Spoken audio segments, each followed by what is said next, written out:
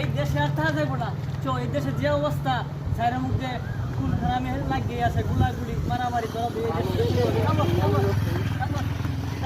সন্ত্রাসী ভরে গেছে। তুই প্রধানমন্ত্রী পিয়াস না? হ্যাঁ তোর ব্যাগে কি আছে? 2 নম্বরের মাল, অবশ্যই 2 নম্বরের মাল। ওইগুলো পালিয়ে যাচ্ছিস, দেশ ছাড়তে যাচ্ছিস না, এয়ারপোর্টে পালিয়ে দিচ্ছিস। Call bag call. আমি এই দেশ ছেড়ে চলে যাচ্ছি এই সন্ত্রাসীর হাত থেকে বাঁচার জন্য।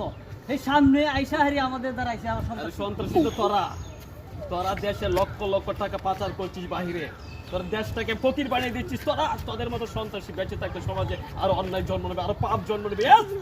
তোর ব্যাগ কল, তোর ব্যাগ কল। আমার ব্যাগে কিছু নাই। তোর মতো সন্ত্রাসীকে আর ছাড়া যাবে না। Bag call, bag call, bag call. এই বাবা, ওকে ধরো, ওকে চাপতে ধরো।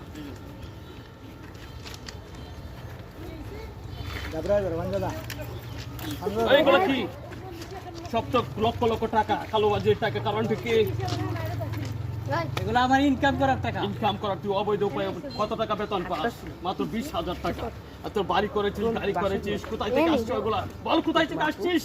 তুই সামান্য একজন পিএস এর চাকরি করিস, এত টাকা কিভাবে হয় তোর? যাবজ্জীবন জেল হবে, তোর যাবজ্জীবন জেল হবে। চল।